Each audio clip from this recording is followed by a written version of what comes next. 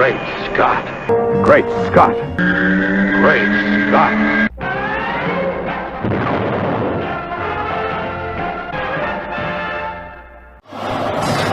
Now, on first watch of this, you would assume that this is just Bruce being paranoid and imagining and dreaming what might happen if the Superman he thinks Superman might be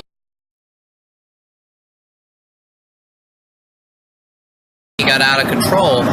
But then, as this ends, we get Flash from the future telling him to watch out for Superman, that he is dangerous, that there is things going on. So, as much as this is part of Bruce's imagination, there's also something else going on as the Flash comes from the future, and Bruce couldn't see the Flash from the future come back to warn him about something or somebody, which seems to be Superman. So again, confusing, and part of the problem with some of the general audience taking issue with some of these scenes. It is very long, and it is very confusing, and it doesn't add much to the story beyond showing why Bruce is so paranoid.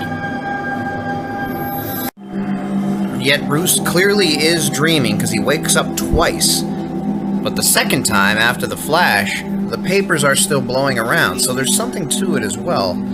But I don't love the Flash saying you were always right about him, he's dangerous, Lois Lane's the key, you have to find us. Did he somehow tap into the alternate Injustice universe? We're not sure. Here we have the continuing manipulation of Lex, sending him photos, showing that he's judge, jury, and executioner, and that this guy was killed in jail, along with other guys we already know about. An incredible scene with the wife of the prisoner who's killed, where a cop points Clark in the right direction even after he's told he can't get the information. Good cop trying to help out when there are so many guards and things that are looking the other way, and Clark goes out and talks to the woman who says there's no way to stop this bat from being the judge and executioner unless you use a fist, obviously a euphemism for stopping him with force. And Superman getting manipulated the same way as Bruce is. It's a little more helpful that Bruce is completely obsessed and paranoid. So it appears that the lady from the beginning, from the village with the terrorists, was also coerced by Lex's goons, because she goes back to the senator and says, I didn't tell you the truth, but we don't see anything else after she sees the goons outside of Wallace's place. Then we go into this whole part where the place is about to explode. So I guess she was lying about being afraid of Superman and everything just so that she didn't get killed or her family wasn't in danger or whatever she was threatened with by the goons. It makes me sad that he sends Mercy into her death. They even show an extra moment between them which shows that they are kindred spirits and that they have something else maybe going on than just her being his employee, which makes it more heartbreaking. So apparently, somehow knowing that the woman came forward and was going to tell the truth at the hearings, Lex's goon pushed her in front of a subway train, in front of 1 million people. I don't even know how he could do that. But it makes the setup story so much more cohesive. It makes so much more sense now. Some of the things they cut, okay, were frivolous, but a lot of this stuff, I think, would have made it much more understandable. There are a lot of good scenes that add to the story. This scene, I think, is the most important that was cut. Especially in light of everybody hating on Superman and that he just stands there in the fire looking sad and then leaves and doesn't help. This is a scene, and we know that he helps. This is a scene that really hammers home the idea that he's heartbroken over this and he doesn't know what to do. And it makes the scene with Lois later make so much more sense when he says he doesn't know if he should be Superman, and then people saying Superman doesn't feel despair like that, and Superman shouldn't act like that. He sees all these dead people, and he sees that it's because of him being involved in some way, and he wasn't able to stop it. This makes me so sad, this scene. Now they add another scene here. Superman does leave after the rescue scene I was talking about, after a rescue worker says, kind of hesitantly, "Thanks, but we're gonna need room to work," he looks at Lois, he looks heartbroken, and he flies off. I assumed it was because all the people were out. But now the reporter says that Superman was here saving lives, helping the victims, but then he left, which raises questions.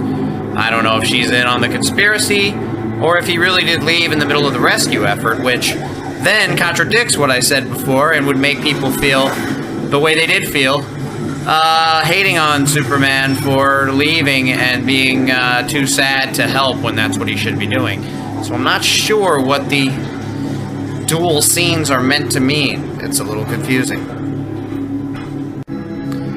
Here we have another scene that was cut that shows Batman swooping into Lex's facility to steal the kryptonite. Here was in the movie, but right before this, Batman comes down on the video cameras, Lex sees him, he swoops in, stops a guard, comes back up, and you see Lex give that smile. It's actually a little larger than the one we see in the movie, which seemed incredibly evident to me that Lex wanted Batman to steal the kryptonite because he needs this to happen for his plan to come to fruition.